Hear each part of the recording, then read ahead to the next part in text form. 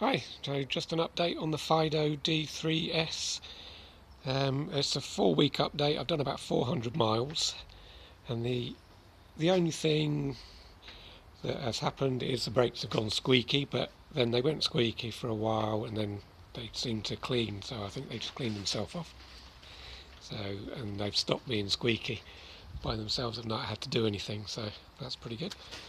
Yeah, it's really good. 400 miles, 4 weeks, and nothing's gone wrong. I've had to index the gears when I first got it, just a slight adjustment on a screw, and that's it. I'm getting about 30 miles from a charge with, a mixture of pedalling and high assist, medium to high assist, and that's no problem at all. Yesterday I did 16 miles just purely high assist, and it still had 2 bars left on the display, so that's 2 out of 5, so that's pretty good. Put my gel seat on there that I've had for a long time. That's got springs on it, so that makes it nice and comfy, nice and relaxing to ride because there's no suspension on there. The gears are all working fine, the brakes are all working fine, all the pedals, it's taken a charge. The mud guards are fantastic because I've been out in the rain, and as you can see by the tyres, so I have cleaned it, but I've been on mud as well, so it's when I go out on my mountain bike in those conditions, I come back absolutely caked in mud all up my back and the bum, and the bike filthy as well, whereas with these mud guards I can go out and I come back all nice and clean, and the bike's still fairly clean as well. The other thing I've added is a little holder. This is from Banggood as well, about $8, and my phone goes inside there, and it's also obviously a bag that you can put other bits in, spare parts or food, or what I'm going to do is put a charger in there for my phone, a power bank, then leave the GPS on, go for long rides then with all the GPS. It's pretty good. It has 2 Velcro straps, one there, and one at the bottom just there, so fits on pretty good. And your touch screen still works through there, and it's all waterproof. I'll show you what you get inside. So that's your bag, and then inside there you pop your phone in there, velcro that in and zip it back up, and away you go. So yeah, I've used that, that's really good. So overall I'm really pleased with it. I find it ever so easy to ride, and it's just makes the hills very much easier. When it gets to longer steep hills, I still have to pedal quite hard and drop down through the gears and to help it up, because it's only 250 watt hub drive. That's the limitation of the hub drive, is it's not very torquey at the low speeds, so when you start slowing down on the hills it can't give you enough power to really get you up on its own. But that just depends how steep the hill. In most of the hills have been fine. If it's a fairly gentle long hill, there's no problem at all, it takes me straight up. I did one the other day that I always struggle with. It's just a long hill that seems to go on forever, but with this I just left it in top gear and just pedalled a bit, and the bike took me up there no problem at all. It's absolutely really easy. Makes cycling a lot more fun when you can do that, when you're not put off by the hills.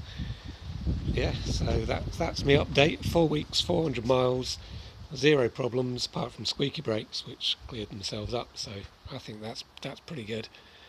And I'll do another report when I've done another 400 or 500 or whatever, and hopefully I'll get the camera on my hat and get that working, so I haven't managed to do that yet.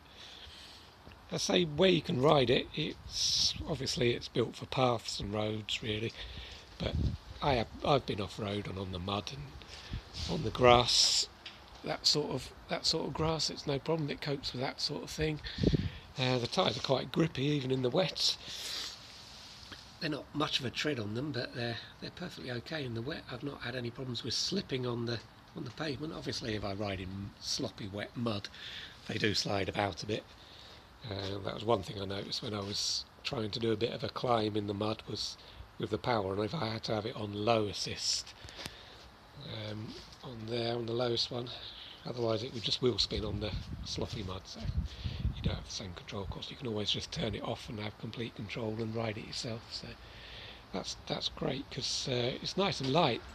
That's the thing I really like about it, is when I haven't run out of power yet, but when I don't feel like using the power, I can just pedal it like a normal bike, and I even get up the hills, because it's really not that heavy for an electric bike. And with those gears, you can just drop it down through the gears and pedal up the hills without the power if you really want to. But obviously it's more fun with the power. Yeah, I'd say it's a good bike. It's pretty well built for a cheap £400 for, jobby from China. Well, I say from China, everything's from China these days, and it's yeah, but generally you get what you pay for, and £400 I wasn't expecting too much, but I've been pleasantly surprised, really. It's been good. And yeah, any more information, anything breaks down, I'll be sure to put another video on it, and any maintenance I do or any other bits that I upgrade, I'll update there as well. So anyway, I'll put a link to the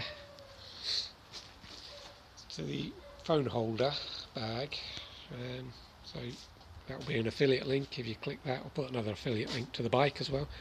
If you want to buy that, it's $500 with the coupon code, or thereabouts anyway, that I'll put down below as well, because it's more than that without the code. But they're also doing another bike now that I've noticed, with suspension and a bigger battery.